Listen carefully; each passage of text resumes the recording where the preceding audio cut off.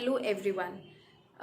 Today we'll study about what are the various principles of inheritance and variation. So what is heredity? We'll discuss what this is basically branch of genetics, and we'll study how the different laws were formulated based on what studies these laws were made, which govern how characters are inherited from parents to their progeny, how they are transferred, and how they differ from their parents, and to the extent to which they are similar and dissimilar. So that is heredity and variation. So we'll study all of these from today. So basically we'll study about various principles of inheritance and variation.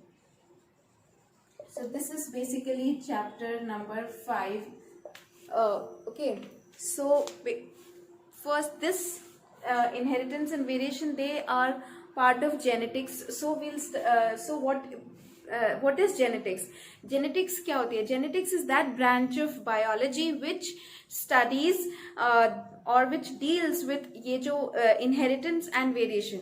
So biology की वो branch जो कैसे characters from one generation to the other transmit होते हैं, कैसे transfer होते हैं, कितनी सिमिलैरिटी होती है ट्रांसमिशन ऑफ कैरेक्टर्स में from one generation to the other, और किस एक्सटेंट तक वो वेरी करते हैं, that is variation. So genetics is इन सब का total study of inheriting characters and their variations.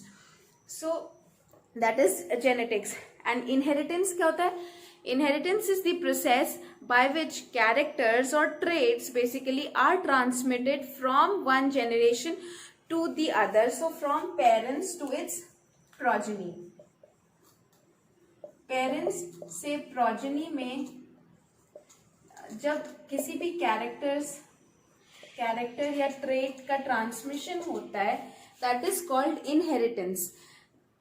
जो वो इनहेरिट करते हैं, जैसे we inherit skin colour, height, various physical appearances जो बहुत सारे सिमिलर होते हैं फ्रॉम आवर पेरेंट्स. सो वो होते हैं इनहेरिटेंस. जो ट्रेड्स हैं जैसे skin colour, eye colour, hair type, hair colour, ये सब हम इनहेरिट करते हैं अपने पेरेंट्स से. सो ये सब क्या है? दीज आर ट्रेड्स और डिफाइनिंग फीचर्स. और ऐसा नहीं है कि एग्जैक्टली सिमिलर होता है, थोड़ा बहुत वेरिएशन भी हो सकता है. So that is variation. Okay, so variation is the degree by which progeny differ from their parents. अभी you all must be aware that how organisms, different life forms, they give rise to offsprings of the same type by reproduction.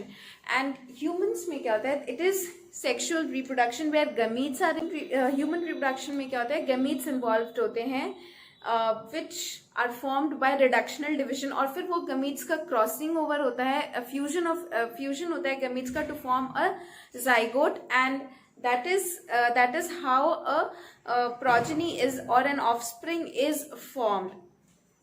So because gametes are involved, तो that is the basis for inheritance. And variations क्यों होते हैं? There are three main reasons. तीन main reasons होते हैं कि how the offsprings or the progeny they differ from their parents. So there are three main reasons. Number one is reshuffling of genes.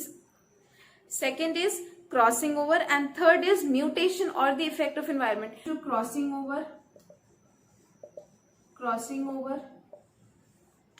ठीक है, जिसमें क्रोमोसोम्स एक्सचेंज होते हैं. Then second is reshuffling of genes, और third is mutation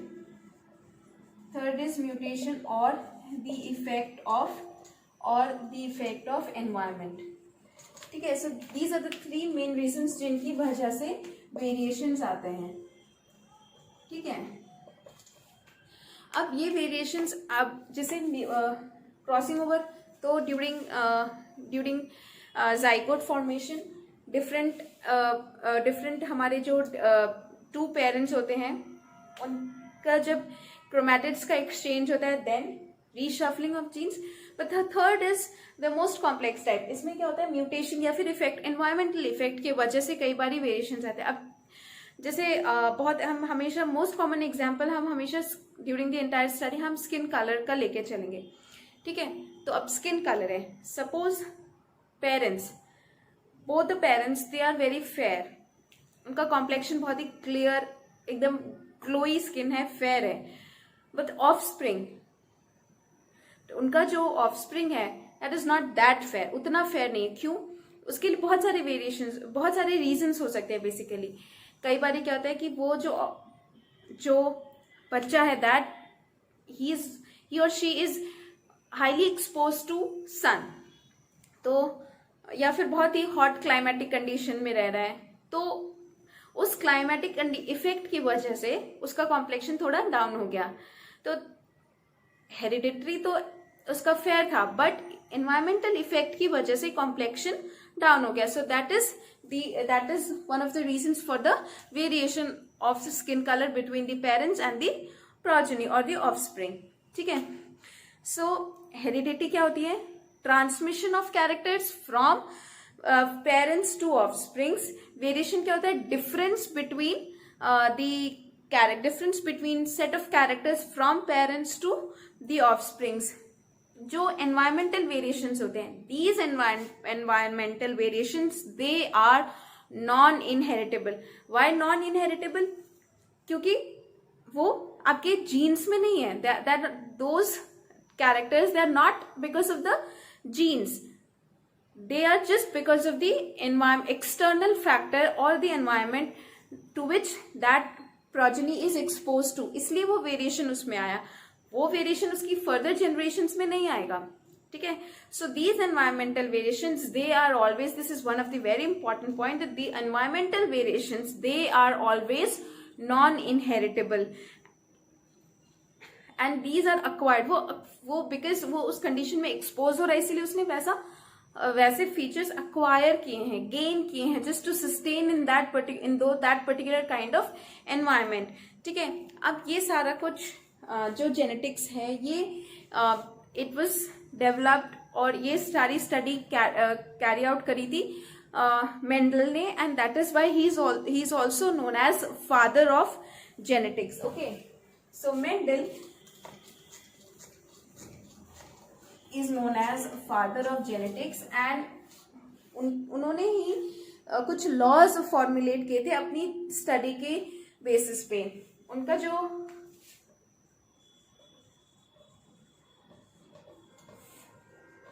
father of genetics is Mendel, और उनका जो organism था जिसपे उन्होंने वर्क किया था दैट वाज गार्डन पी, और उसका साइंटिफिक नेम इज पाइजम सटाइवम. सो इन्होंने इस प्लांट में स्टडी किए थे डिफरेंट, और देन उन्होंने लॉज फॉर्मुलेट किए थे which are currently the basis for the entire genetic study. So that is why is known as a father of genetics. Garden pea में उन्होंने गार्डन पी ही क्यों चूज किया था? बिकॉज ये एक ऐसा प्लांट है जिसकी लाइफ स्पैन बहुत शॉर्ट है. सो आप बहुत सारी जनरेशन जल्दी स्टडी कर सकते हो कि एक जनरेशन में क्या हुआ, फिर फर्दर जनरेशन, उसकी फर्दर प्रोजेनीज में क्या हुआ. सो अगर आप ऐसे कोई स्टडी मटेरियल हो जिसका लाइफ स्पैन बहुत लॉन्ग है, तो आपको from one generation to the other effect देखने में काफी लंबा टाइम लगेगा. That is why he chose this plant, because इसकी लाइफ स्पैन बहुत शॉर्ट थी. Plus the other thing was इनके जो फीचर्स थे, जो डिफाइनिंग फीचर्स थे, वो बड़े कॉन्ट्रास्ट थे. जैसे इन्होंने इसमें 7 कॉन्ट्रास्टिंग फीचर्स को इन्होंने स्टडी किया था. वो 7 फीचर्स इतने कॉन्ट्रास्टिंग थे कि बहुत ही इजीली आप उनको असेस कर सकते हैं. जैसे प्लांट हाइट, एकदम टॉल या dwarf, flower colour, pod shape, round, wrinkled, eggs, flower position, axial terminal, एकदम से कॉन्ट्रास्टिंग फीचर्स हैं. तो मॉनिटर करना बड़ा ही आसान था. सो वील स्टडी उन्होंने कैसे सारे अपने लॉज किन किन बेसिस पे उन्होंने सारे लॉज फॉर्मुलेट किए थे, plus why he was so successful, क्योंकि उन्होंने जो स्टडी डिजाइन की थी that was very meticulous, plus he also did statistical analysis, मतलब एक लार्ज पॉपुलेशन को उन्होंने स्टडी किया, प्लस फिर उसके बाद उन्होंने देखा कि out of this much how many are of one kind, how many of the other are of the other kind. So total population को उन्होंने different based on the features, based on the phenotype उन्होंने उसको distribute किया। सो उसमें उन्होंने statistics और probability, mathematical laws को भी इम्प्लीमेंट किया था। सो जो कि which were the main reasons for the success. Okay, so then we'll study about what 7 characters he took into consideration for this experiments, for his experiments. ठीक है, सो उन्होंने 7 features लिए थे। ओके, उससे पहले we'll just look into few important terminologies. पहला is genotype.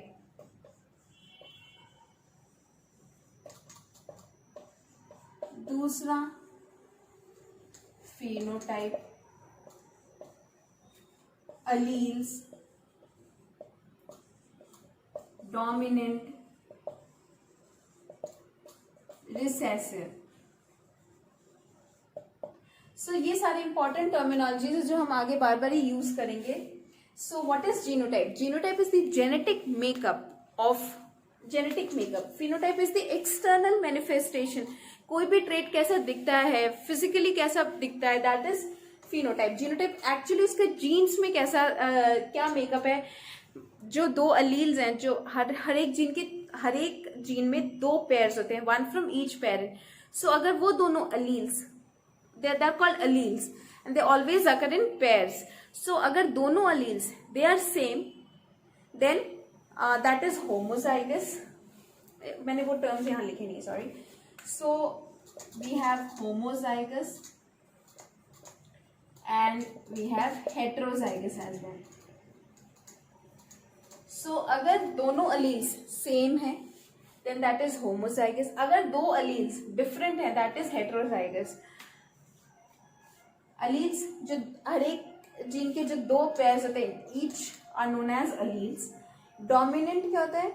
अगर 2 ये कैरेक्टर्स जो होते हैं, जो हम डिफाइन करते हैं कि 2 कैरेक्टर्स आर डोमिनेंट और recessive based on how they are expressed even in the presence of their contrasting allele or their opposite allele. So क्या होता है कि अगर दोनों alleles irrespective of the fact कि दोनों alleles same है या डिफरेंट है, मतलब अगर होमोजाइगस है या हेट्रोजाइगस है, जो कैरेक्टर एक्सप्रेस हो रहा है that is known as dominant.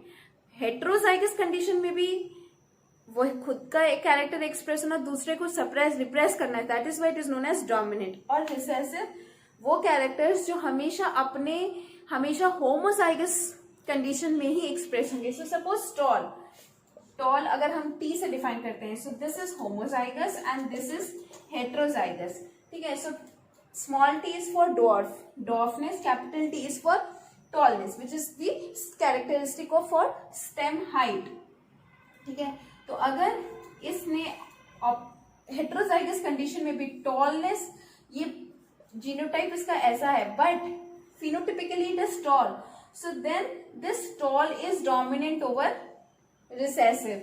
So ये डोमिनेंट हो गया, बट रिसेसिव कब एक्सप्रेस होगा? जब ये दोनों स्मॉल टी ही होंगे।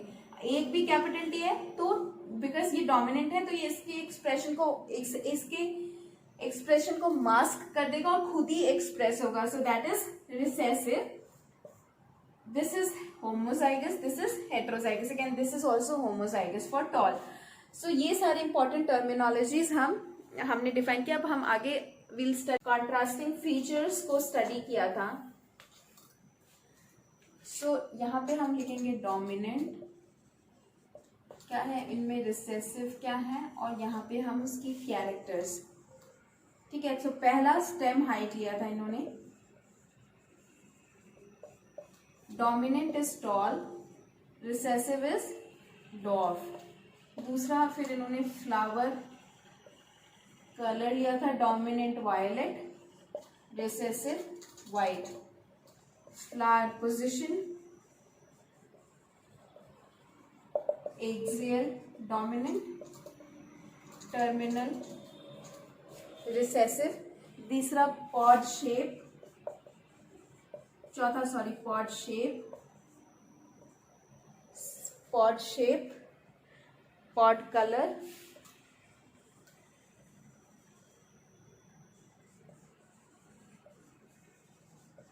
सीड शेप और सीड कलर। ये सारे उन्होंने 7 कैरेक्टर्स लिए थे। Stem height, flower colour, flower position, pod shape, pod colour, seed shape and seed colour. Stem height में tall dwarf, flower colour violet and white, ये सारे डोमिनेंट है। एक्सेल, फ्लावर पोजीशन एक्सेल और टर्मिनल, पॉड शेप इन्फ्लेटेड या constricted, pod colour green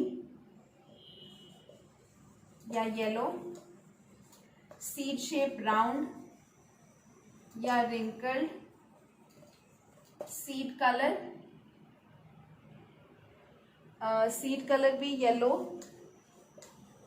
और green. ठीक है, सो ये सारे 7 कैरेक्टर्स इन्होंने स्टडी किए थे। And one character at a time, उन्होंने पहले 1 character at a time study किया, फिर then he took into consideration 2 characters at a time, फिर उसकी डिफरेंट जनरेशंस को स्टडी किया। सो उन्होंने बहुत सारे जनरेशंस में इन कैरेक्टर्स को मॉनिटर किया था, इनके फिनोटाइप को असेस किया था। So plus one more reason why he selected pea plant, पहला शॉर्ट लाइफ स्पैन, दूसरा ये जो प्लांट है इसके इनमें जो फ्लावर्स होते हैं they undergo self pollination and but इनका क्रॉस पॉलिनेशन भी हम इजिली कर सकते हैं बाय इमैस्क्यूलेशन। सो एंथर को रिमूव करके we allow cross pollination, self pollination को हम इजिली प्रिवेंट कर सकते हैं। ठीक है, तो शॉर्ट लाइफ स्पैन और बहुत सारे डिस्टिंक्ट कैरेक्टरिस्टिक फीचर्स है जो बहुत ही ज्यादा कॉन्ट्रास्टिंग है, जैसे round and wrinkled seed shape, then stem height, tall और डॉर्फ, तो एकदम ही ऑपोजिट फीचर्स हैं। So it is easy for just by physical appearance, बहुत ही आसानी से हम डिफ्रेंशिएट कर सकते हैं बेस्ड ऑन देयर फिनोटाइप, हम इनको अलग अलग कैटेगरीज में डिवाइड कर सकते हैं। So that these were some of the reasons why he took into consideration this pea plant for his studies. Okay, और भी कुछ टर्म्स होते हैं जैसे बैक क्रॉस। बैक क्रॉस क्या होता है? एक हाइब्रिड और एनी ऑफ इट्स पेरेंट्स का अगर हम क्रॉसिंग कराते हैं that is called back cross. Test cross होता है hybrid generation plus homozygous recessive parent के बीच में अगर हम क्रॉस कराएं just to know the genotype of the hybrid, so that is known as test cross. ये सारी टर्मिनोलॉजीज हम बार बार यूज करने वाले हैं, back cross, test cross. Okay, hybrid कहते हैं जो प्रोजेनी जो ऑब्टेन होती है by crossing 2 parents which differ in their character. So अगर हम एक टॉल प्लांट को एक डॉर्फ प्लांट से क्रॉस कराते हैं and the first generation that we obtain that is known as hybrid, जो मतलब अगर हम 2 टॉल प्लांट को क्रॉस कराएंगे then we won't get any hybrid, but hybrid तभी मिलेगा when we are crossing 2 parents which are differing in their contrasting character जो हम स्टडी कर रहे हैं, अगर उनमें वो डिफरेंट है then we obtain the first generation after crossing over which we obtain that is known as hybrid। ठीक है, अब उन्होंने जब हम एक जीन का इनहेरिटेंस लेवल कैसे कैसे वो ट्रांसमिट हो रहा है from one generation to the other, अगर हम एक जीन के बारे में स्टडी करें that is known as monohybrid cross, because हम मोनो मीन्स 1, सो 1 जीन का inheritance at a time can be estimated by monohybrid cross. Okay, so अभी मोनोहाइब्रिड क्रॉस में मेंडल ने क्या किया, एक character at a time choose किया, say stem height. तो अभी इन्होंने क्या किया, ही क्रॉस्ड एक tall plant with a dwarf plant, allowed cross pollination. Cross pollination कैसे किया, सेल्फ पॉलिनेशन को प्रिवेंट करने के लिए एंथर रिमूव करके एंड फ्लावर को बैग्स में पैक करके एंड देन आर्टिफिशियली उसको पॉलिनेट करवाया, क्रॉस पॉलिनेशन, ठीक है, मैनुअली क्रॉस पॉलिनेट करवाया। देन जनरेशन जब अगली प्रोजेनी आई उसके फिर फीचर्स को based on their phenotype monitor किया। टोटल नंबर ऑफ जितने प्रोजेनी, जितनी पॉपुलेशन आई उसमें से कितनी एक टाइप की थी, कितनी डिफरेंट टाइप की थी, उसके बेसिस पे उन्होंने इनहेरिटेंस को मॉनिटर करने की कोशिश की, ठीक है। सो अभी देखते हैं कैसे उन्होंने क्रॉस किया था। सो उन्होंने क्या किया, हमारे पास ये पेरेंटल जेनरेशन है। पेरेंटल जेनरेशन में क्या किया उन्होंने, दो डिफरेंट फीचर्स को स्टडी किया। एक टॉल प्लांट को लिया और एक ड्वार्फ प्लांट को लिया, ठीक है।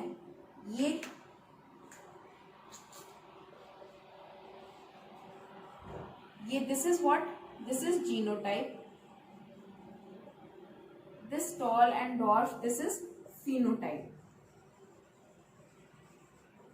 अब इसमें से जब भी गमीट्स बनेंगे वी विल गेट 2 गमीट्स, ठीक है। इसमें से जो भी गमीट्स बनेंगे will get these 2 as gametes. Crossing over होगी तो और हमेशा F1 जनरेशन क्या होगा, this is the genotype of the F1 generation, which is the first filial generation, or we call it as F1 generation. So जितनी progeny आई सारी हमें कैसे दिखेगी, tall, and this is known as hybrid. क्यों? क्योंकि हमने दो डिफरेंट कॉन्ट्रास्ट, मतलब एक ही कैरेक्टर के दो डिफरेंट कॉन्ट्रास्टिंग प्लांट्स को क्रॉस करवाया। अब क्या क्या इसकी सेल्फिंग कराई, सेल्फिंग ऑफ F1 जनरेशन। अब यहाँ पे हमें देखना है कि क्या कैसे कैसे गमीट्स बनेंगे, तो इसकी सेल्फिंग कराएंगे तो सेम हमारे पास मेल में भी और फीमेल में भी यही प्लांट होंगे, ठीक है। सो अब जो हमारे पास गमीट्स बनेंगे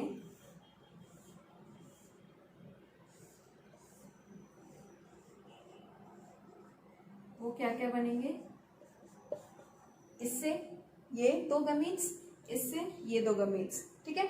इनकी क्रॉसिंग ओवर होगी तो हमारे पास कैसे कैसे आएंगे, ठीक है। अब इनका हम जस्ट फिनोटाइप देख लेते हैं, बिकॉज दोनों टी हैं, दोनों कैपिटल टी हैं, दोनों डोमिनेंट हैं, so this will be toll.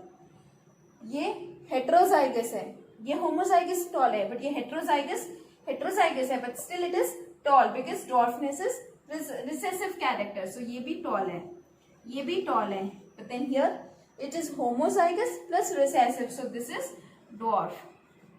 सो अब यहाँ पे देखिए, यहाँ पे फिनोटिपिकली हमें क्या दिख रहा है, आउट ऑफ द 4 प्रोजेनी, जो हमें प्रोबेबिलिटी से अगर हम कैलकुलेट करें, आउट ऑफ द 4 हमारे पास कितने टॉल प्लांट है, 3 out of and 1 dwarf, so phenotypic ratio is 3:1।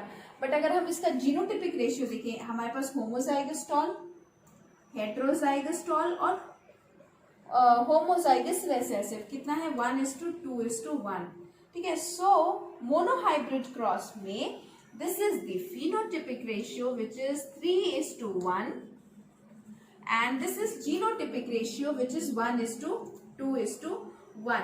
अभी I think it will be, ये आपको अभी और ज्यादा क्लियर होगा what is genotype and what is phenotype. ये फिनोटिपिक रेशियो किस बेसिस पे, जस्ट हमें देखने से कैसा पता चल रहा है कि वो प्लांट आइदर टॉल है या डॉर्फ है, सो फिनोटाइप कैसा दिख रहा है, बेस्ड ऑन दैट हमने डिवाइड कर लिया कि आउट ऑफ द 4 3 हमारे टॉल प्लांट है, एक हमारा डॉर्फ प्लांट है। बट जीनोटिपिक रेशियो में कैसे देख रहे हैं, हम ईच जीन देख रहे हैं, हमारे पास होमोजाइगस है या हेट्रोजाइगस है, ये हमारा होमोजाइगस है डोमिनेंट है, ये हमारा हेट्रोजाइगस डोमिनेंट है, और ये हमारा होमोजाइगस रिसेसिव कैरेक्टर है, 1:2:1, so this is genotypic ratio. So हमेशा ऐसा एक टॉल के साथ अगर आप इसको किसी दूसरे कैरेक्टर आउट सारे 7 को सिंगल इस तरीके से क्रॉस करेंगे तो हमेशा phenotypic ratio will be 3:1 and genotypic ratio for monohybrid, mind it is for only for monohybrid cross, जब हम सिर्फ एक जीन के बारे में देख रहे हैं, so then we are getting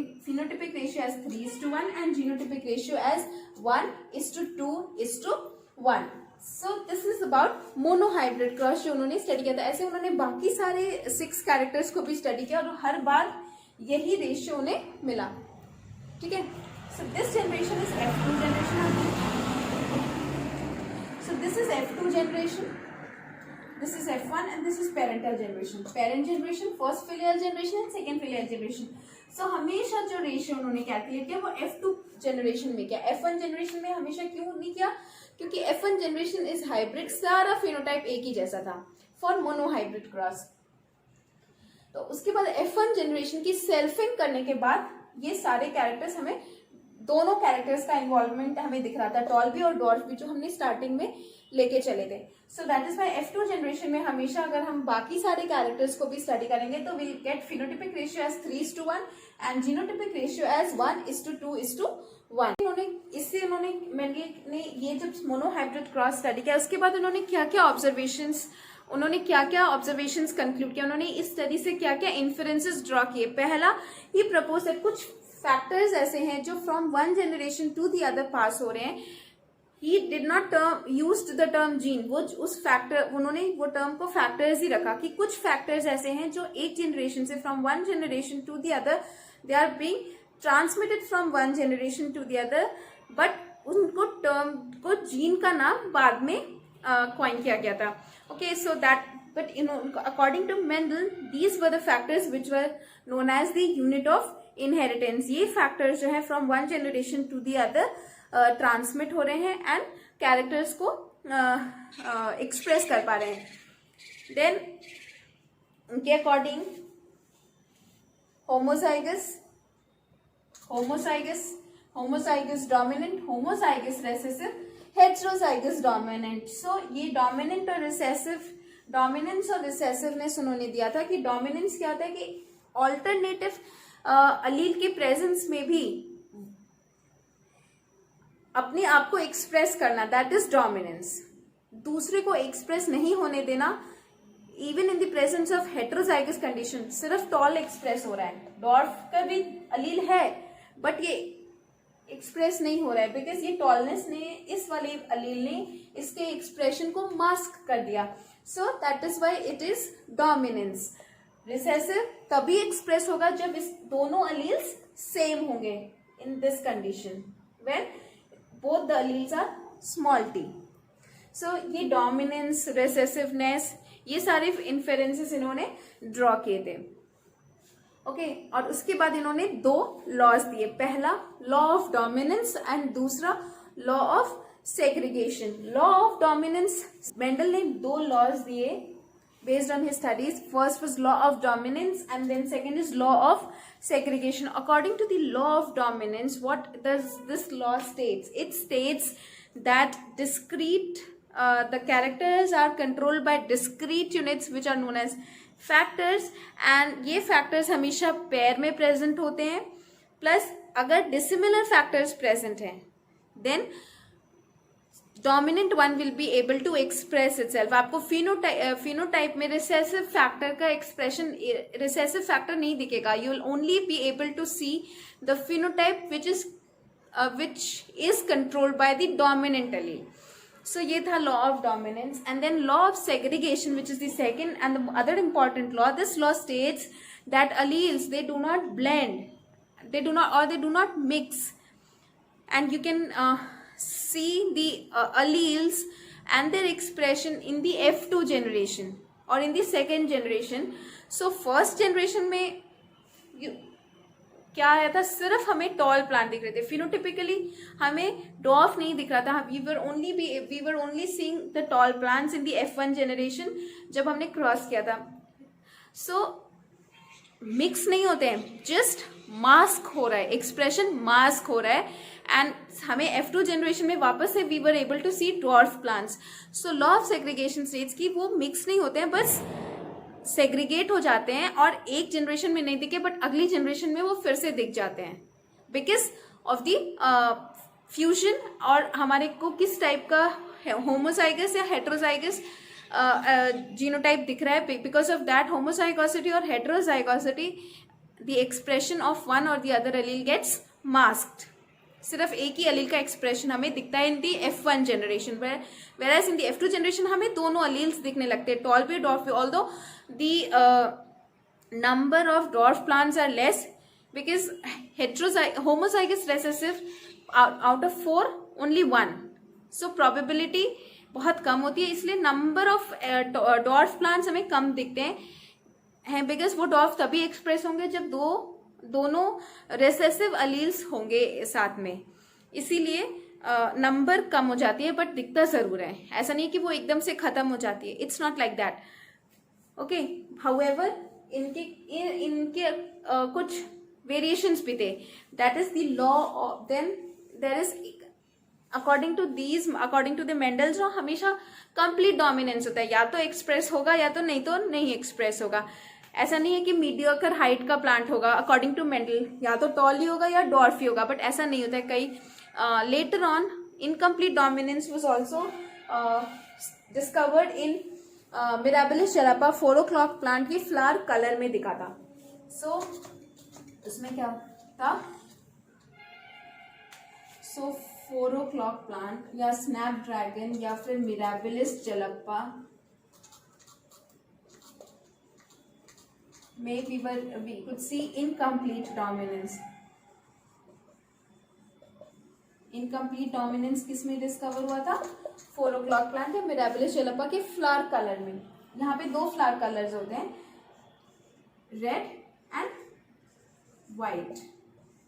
so red is dominant, white is recessive. Ideally क्या होगा, अकॉर्डिंग टू मेंडल के लॉ से अगर हम क्रॉस करते हैं तो रेड फ्लावर प्लांट को व्हाइट से, तो F1 जनरेशन में हमें क्या मिलता है, इन मेंडल के अकॉर्डिंग हमें यहाँ पे क्या मिलना चाहिए था, सिर्फ रेड फ्लावर मिलने चाहिए थे क्योंकि रेड डोमिनेंट था, बट नहीं, ऐसा नहीं हुआ।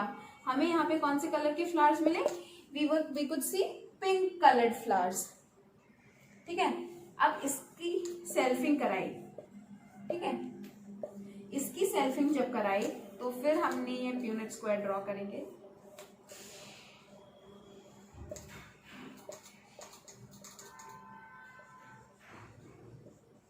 ठीक है, R तो फिर अब यहाँ पे हमें क्या मिला, हमें यहाँ पे वी ऑब्टेन एक रेड कलर के फ्लावर, 2 पिंक और एक व्हाइट। तो यहाँ पे जीनोटिपिक रेशियो भी कितना है, 1:2:1, क्योंकि एक डोमिनेंट रेड,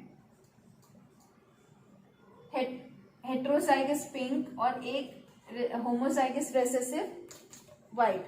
फिनोटिपिकली भी हमें क्या मिल रहा है, 1:2:1, ये हमारा जीनोटिपिक रेशियो और ये हमारा phenotypic ratio. So incomplete dominance में क्या होता है, genotypic ratio and phenotypic ratio is same which is 1:2:1। Mendel के अकॉर्डिंग genotypic ratio 1:2:1, but phenotypic ratio क्या होता है, 3:1। So this is incomplete dominance. इसमें क्या होता है कि none of the 2 alleles they are completely expressing itself, दोनों का एक एक्सटेंड टू फिक्स लेवल तक एक्सप्रेशन होता है। कोई भी कैरेक्टर कंप्लीटली एक दूसरे पे डोमिनेंट नहीं होता, दूसरे पे हावी नहीं हो जाता, उसका भी कुछ लेवल ऑफ एक्सप्रेशन आता है। So if you mix red and white colour, paint के कलर्स को भी अगर if you mix you will get pink colour. So that is how यहाँ पे भी आया था रेड। और जब हेट्रोजाइगस कंडीशन में आए ये दोनों alleles, then they were the phenotype of this heterozygous flowers were of pink color. So this is incomplete dominance. So दूसरा variation from the Mendel law was, एक तो इनकम्प्लीट डोमिनेंस था, दूसरा को डोमिनेंस, मतलब दोनों ही एक्सप्रेस हो रहे हैं। इनकम्प्लीट डोमिनेंस में कोई भी कंप्लीटली दूसरे का एक्सप्रेशन को मास्क नहीं कर रहा है, बट यहाँ पे को डोमिनेंस में क्या था, दोनों इक्वली एक्सप्रेस हो रहे हैं, दैट इज को डोमिनेंस। सो को डोमिनेंस कहाँ पे आया था, स्टडी हुआ था ये ह्यूमन एबीओ ब्लड ग्रुप में, ह्यूमन ब्लड ग्रुप में। तो आप सबको ऑल मस्ट बी नोइंग कि ह्यूमंस में कितने टाइप के ब्लड ग्रुप होते हैं, 4 A B, blood group A B AB and O, ये 4 टाइप के ब्लड ग्रुप्स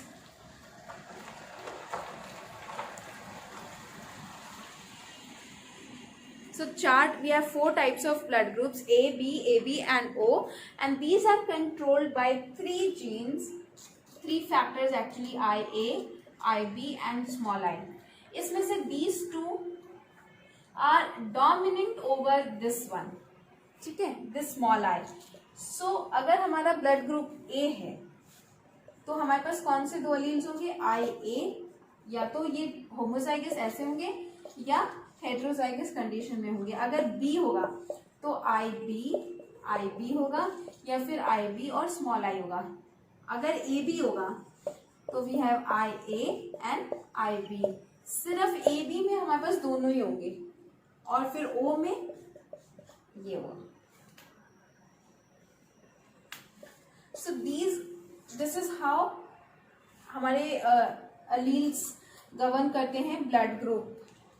ओके, एंड ये हमारे मल्टीपल एलील्स पे, क्योंकि वैसे हमारे पास कितने एलील्स होते हैं, सिर्फ 2 एलील्स होते हैं फॉर ईच फैक्टर, बट यहाँ पर हमारे पास we have 3 different alleles for same character which is blood group IA, IB and I, जिसमें से IA and IB they are dominant over the small I. और O, जब ब्लड ग्रुप O होगा so हमेशा ये double recessive homozygous recessive condition में ही blood group will be O. अब so how these blood group, इनका इनहेरिटेंस कैसे होता है, हाउ दे आर इनहेरिटेड. सो अगर A और A की क्रॉसिंग होती है, A और A की, ठीक है, तो हमारे पास पॉसिबल जीनोटाइप क्या क्या होंगे, या तो IA क्रॉस करेगा IA के साथ, या फिर IA क्रॉस करेगा IA के साथ, या इसका वाइस वर्सा, ठीक है, या फिर IA क्रॉस करेगा IA के साथ. तो हमारे पास पॉसिबल ब्लड ग्रुप प्रोजेनी में फिनोटाइप क्या क्या होगा, A या O, नहीं इसमें तो हमेशा A होगा, इसमें A या O होगा. सिमिलरली B और B में क्या होगा, हमारे पास जीनोटाइप ऐसे हो सकते हैं,